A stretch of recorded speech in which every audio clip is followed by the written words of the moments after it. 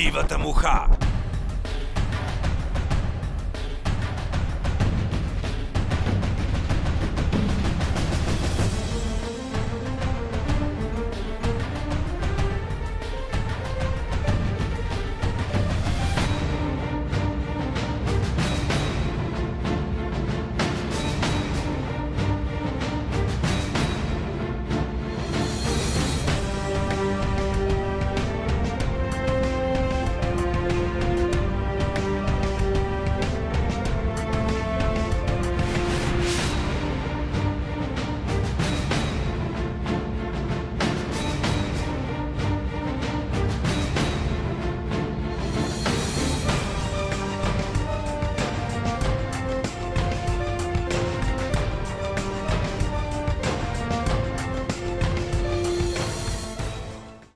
Здравейте, приятели! Аз съм Ол Янчев, а вие сте чисто и просто с Дивата муха.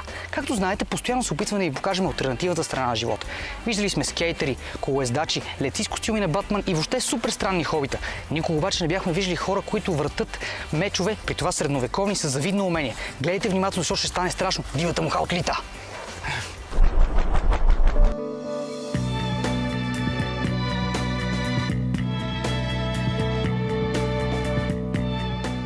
И така, един ден тръгнахме към Сепарева баня. Не да се къпем, разбира се, а защото в близост до града в този момент бяха нашите приятели от един фехтовален клуб. Звучеше интересно, защото фехтовката като цяло е дейност, съпътствала човека, кажи речи, през цялото му развитие. Нашите приятели бяха отишли на лагер, за да подобрят своите фехтовални умения. Тъй като не знаех точно какво да разбирам под фехтовални умения, реших този път да не си представям нищо, ами просто да се оставя на пътя. Разбира се, любопитството е моето второ име и затова още когато влязохме в Сепарева баня, започнах да се услужвам като каруцар на неохраняем прелез за нещо интересно, което се случва. Първото, което привлече вниманието, бе надписът Гейзер. Не зная за вас, но на мен ми се пълни устата само когато я кажа тази дума – Гейзер. Звучи експлозивно и налудничево, затова веднага тръгнахме по табелите с идеята да намерим това чудо с толкова много звучни съгласни. Оказа се, че гейзерът е съвсем истински и то най-горещия на континентална Европа. Температурата му била 103 градуса. Казва, че местните жители си варяли картофи и яйца на него, но ние не видяхме нищо такова. Казват още, че с него са отоплявали кметството, детската градина и училището в Сепарева баня. Малко мириш на яйчета, но наистина е много странно да повярвам, че в Сепарева баня има гейзер, който откровенно работи. След задължителното селфи с гейзера тръгнахме към лагера, където щяхме да видим какво значи да се биеш с истински меч. Дивата муха. Според учебниците фехтовката е вид борба между двама или повече души, които използват различни видове оръжия. Включва и ръкопашен бой. Терминът произлиза от немската дума фехтен, което означава бия се. В Европа още от стари времена съществува богата традиция в преподаването и усвояването й. Затова свидетелстват десетки останали учебници по фехтовка, като най-ранният е от 13 век. Освен изцяло запазените фехтовални книги, има запазени много трактати, съчинения, изображения и други документи, които разкриват отношението на средновековния човек към фехтовката. На времето хората са използвали различни оръжия – едноръчен меч, двуръчен меч и умръчен щит, наречен бъклър. Работи се още с дълъг меч, копия и прочее средства за нанасяне на сериозни поражения. Основните инструменти при обучението на войните, разбира се, е мечът. Чрез овладяването на това оръжие, бойците са достигнали до умения, които са необходими за боравенето с останалите оръжия в арсенала. Освен това, част от задължителната подготовка за боравене с меч е включвала и ръкопашен бой.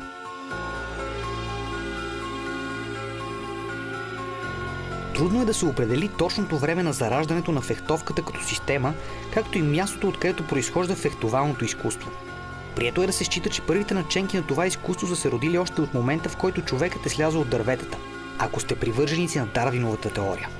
Понеже по това се отличаваме от животните, използването на всякакви материални пособия, за да наложим правото си. Затова и първите удари в древността са се нанасяли с прости, заострени пръчки, а основните фехтовални защити са били инстинктивната реакция на такива атаки. Първите визуални сведения за фехтоване са по-скоро батални сцени, отколкото истинска фехтовка. Идват от древните египтяни, за които се знае, че са провеждали тренировки с дървени пръчки. В Древна Гърция войсковата подготовка е приемала формата най-вече на атлетически упражнения. Дори може да се каже, че оттам идва и фитнеса в съвременния му вид.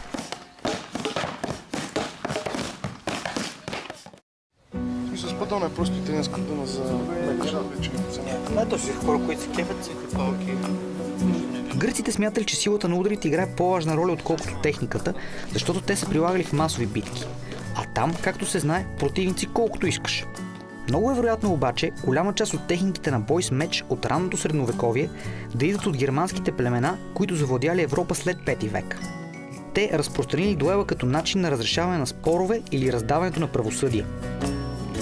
Рицарите посвещавали живота си само на боя и по този начин усъвършенствали техники за боравене с меч и създавали нови. За париране на удари използвали щит, а мечът служил само за атака.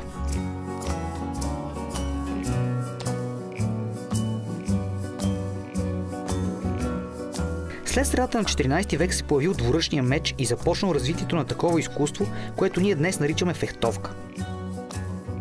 Дългият меч не можел да се използва с щит и затова бил единственото оръжие в ръцете на противниците. След това, през 14 и 15 век, освен мускули, започнали да се появяват и похвати, които позволяли по-лесно да бъде съборен противник.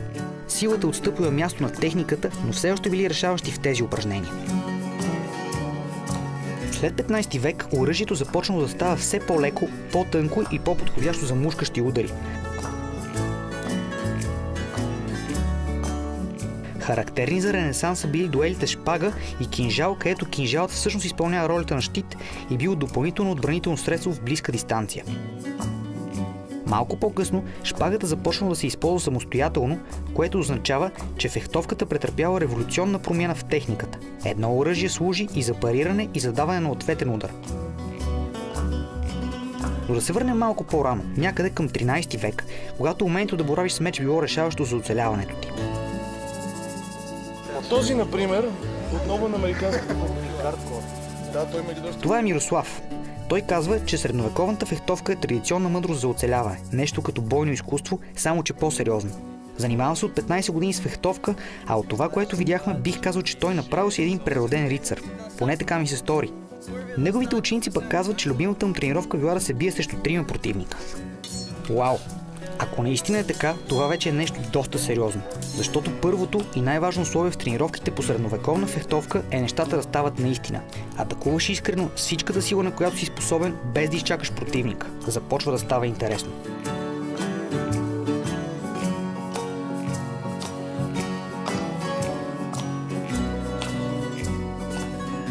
На първо място пред мен виждам сигурно 15 броя оръжия и искам да те питам, защо изглеждат по толкова различен начин всичките те?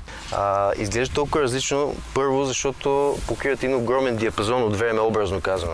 Да. Този меч може да го позиционираме в един късен 11-12 век, а това е образец от ранния 16 век. Да кажем, че хронологично са подредени последния начин. 11-12, 12-13, 13-14 и тук вече имаме 15-16 век. Тук при нас има една жива история, както се казва. Абсолютно. Значи, да те наведа мислата на следното, това, което ние в момента може да направим, да гледаме мечове от 11 до 16 век, никой едно време не може да го направи. Човека от 11 век въобще не е имал идея какво ще стане 16 век. 100%, да. Което е много яко, само ние може да го направим. Същото нещо тук става и с дългите оръжия. Това е от около 1400, не около, да, около 1480. Това, което виждаш е музейно копие на образец, който е в Италия. Да, да. Това също е музейно копие на образец, който е в Солинген, Германия. Значи, края на 15 век, отново края на 15 век, виждаш, че тук има и общи такива характеристики на външния вид. си приличат. Края на 15 век и началото на 16 век и края на 15 век, средата на 16 век. От тук нататък това е вече протодвуръчен меч.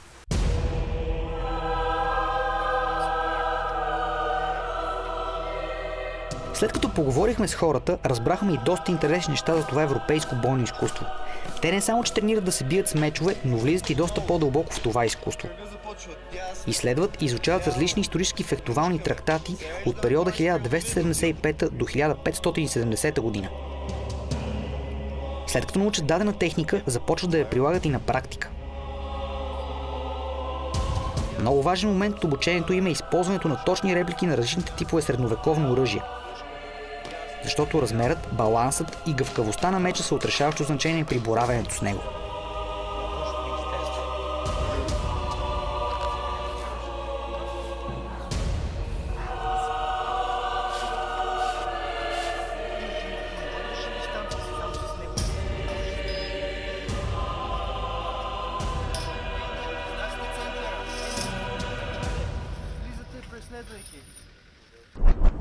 Дивата муха.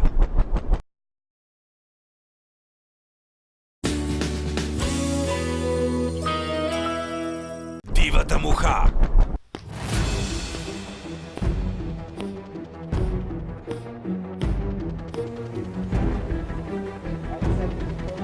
Това бяха рекламите по BTV Action, а вие сте с Дивата муха, скърцащия тебешир по черната дъска на скулката. Останете с нас.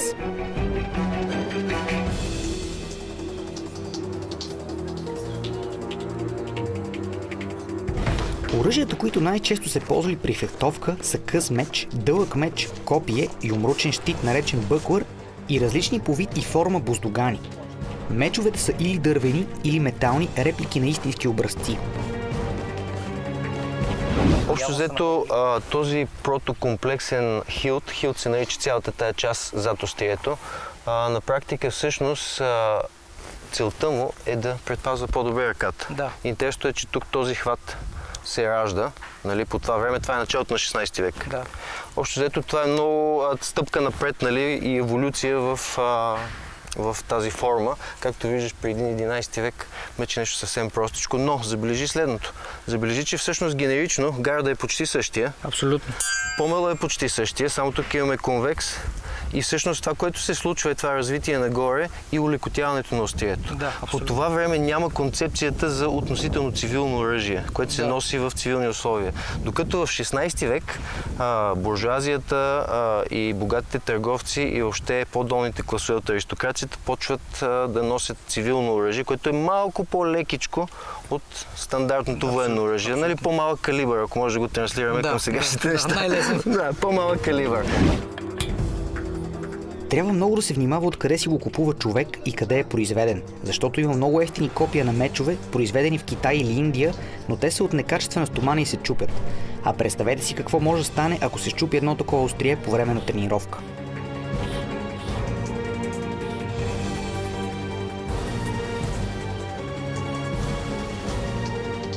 За фехтовка ти трябва и много сериозна екипировка, особено когато напреднеш и започнеш да боравиш с метален меч. Екипировката се състои от метална маска, която е изключително здрава и не позволява на острието да нарани човека. Има още дебели ръкавици, които пазят пръстите и ръцете, и ака, която пази гърлото. Отделно можеш да си сложиш тренировъчен гамбезон, който да защитава тялото.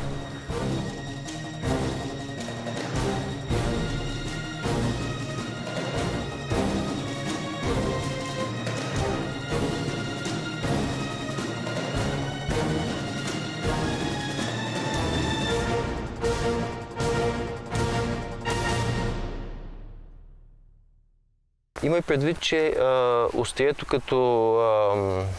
като физика, като анатомия, аз ги наричам така малко с одухотворени термини, но те за нас са си живички. Като физика и анатомия, тия неща са свързани пряко с защитата, която е била срещу тях. Нали, еволюирайки с защита, която са носили хората от времето, еволюирайки изисквала нов вид оръжие, което да се бори с нея. Да се вървели ръка за ръка, защити и атака, разбира се. Абсолютно. Тоест има едно постоянно гонене и всъщност тези различни профили, които виждаш, които също са и различни сечения, както виждаш един канал, два канала, по-скосено, паралелно, с съвсем къс канал, още по-къс канал и ромб. Всички тези неща са свързани с конкретна функционалност. Тоест един меч е малко по-специализиран за едно нещо, друг меч е малко по-специализиран за друго нещо. Добре, защо тогава тази форма е такава, тази е такава и коя според теб е най-функционална специално за теб и защо? Много ми е интересно. Ти се пак си това е най-редовният въпрос. Няма една форма извън контекст. Няма идеален свят, в който да кажем няма абсолюти. Всъщност. Няма абсолюти. Тази форма се е родила 11-12 век. Тя тогава е доказана, че работи. Тогава е най-добрата, в смисъл, нещо се е случило в последствие и директно този наследник, забележи как скосява плавно профила. Това нещо превръща меча. Искам да ти дам пример всъщност. Ако ги хванеш двата меча, ще усетиш, че те имат различен характер. Тоест, това е така нареченият динамичен баланс. Да, това е важното. Опитай и ще усетиш различни характери. Просто различно присъствие на острието, това е термина, който се употребява. Различна динамика, различно усещане за пауър, нали, в момента на контакта. Може би и центърът е на различно място. Точно така, абсолютно точно така. Опитай с това. Просто сравни ги двата, да? Да, абсолютно. Този тежи много повече долу и изглежда някакси по-тежък като усещане. Да. Тоест това е, както му казват на английски, shield splitter. За големи орки меч. Как се решавали си променяли изведнъж спрямо техните нужди? Искам да ти дам това нещо. Това е еволюционна стъпка между този и този тип. Ще забележиш, че профилът е като този, но всъщност габаритите са като този.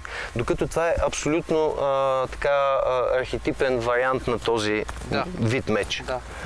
Това е много интересен образец. Ще забележиш, че той е между този и този като баланс. Да, много странно. Абсолютно. Точно по средата по-нагоре, този беше по-надолу, а това не са някакси по средата центъра на тежестта. Да. Това е копия на музеен образец от 1280 година. Оригинал е в музея в Солинген. Когато попитах Миро дали участва в състезания, той ми изгледа сериозно и след това много внимателно ми обясни, че в реалността няма как да се състезаваш. В реална битка няма победители или победени, има оцелели. Дори в днешно време на улицата няма правила. Има един, който е бил и друг, който е бит. В реалния живот всъщност правилото е, че няма правила. Спортната нагласа е най-голямата болест в бойните изкуства според него. Защото когато човек разбере, че има правила, по които да задоволява егото си, той се лъже и започва да ги спазва. По този начин той започва да се ограничава само с правилата на играта и постепенно става спортист, а не боец. И то единствено за да стане шампион или да се докаже пред другите. В реалния бой няма такова нещо. Там всичко е позволено, стига да донесе победа, в случая да остане жив. С това Миро обича да казва, че при него няма правила. Играе се с пълно бойно снаряжение, с дървени оръжия до пълен отказ на противника или до невъзможност да продължи.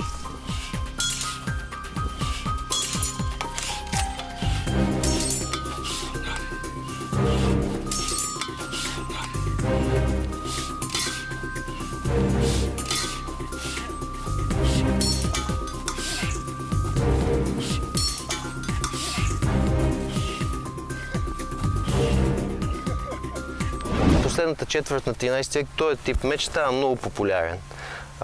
Интересно е, че става популярен и сред конниците, при положение, че той е относително къс меч. Има доста документи, манускрипти, в които има изображения на конни рицари, които използват такива мечове. Точно последната четвърт на 12 век и началото на 13. Много специфичен тип меч, изглежда, подвеждащо мъничък. Трябва да ти кажа, че всъщност той тежи точно колкото всички останали. Има изключително мощен профил, с който всички контакти с него стават изключително мощно. В същото време изключително твърдо е острието и на практика имаш абсолютен баланс между сечене и мушкане. Това е един много важен параметр. Генерално, мечовете от много сечащи в началото, по-тънки и по-гъвкави, се превръщат в предимно мушкащи. Тоест, ако това е най-сечащия меч тук, това е най-мушкащия меч тук, както и този. Един меч тежи малко над килограм. Говорим за едноръчен. Когато го вдигнеш, не тежи особено. Дори дете може да се справи с него. Когато започнеш да го въртиш, точно след 3 минути вече целият си в пот, а ръцете и краката ти треперят. Трябва да са били много силни нашите предци, за да могат да издържат през цялата битка. Предполагам също, че човек свиква и си има начин да не се натоварва толкова много. Но все пак, ако някой иска да опита, нека го направи. Освен сила трябва гъвкавост, баланс и разбира се правилно дишане.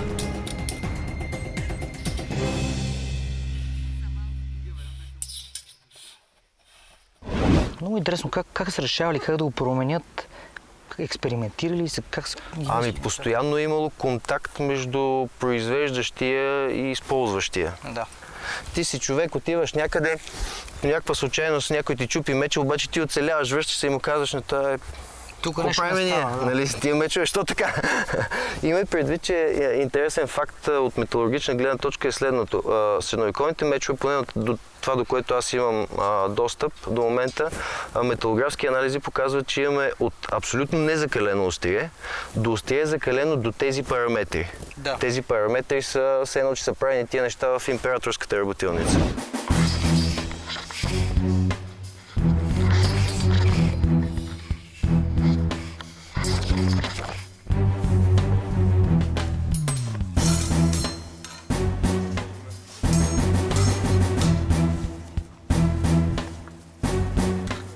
Така протече първият ни досег с европейската средновековна фехтовка.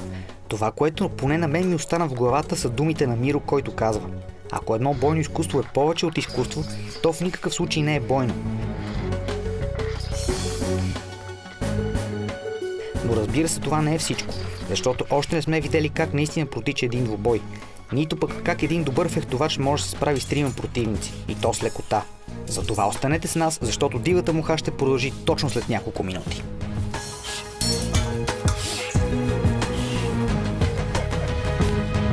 След като се запознахме с по-физическата част на средновековната фехтовка, дойде време да се разровим из учебниците и писанията, за да навлезем малко повече и в философията на този боен спорт. Останете с нас, защото продължаваме след минути. Дивата муха отлита!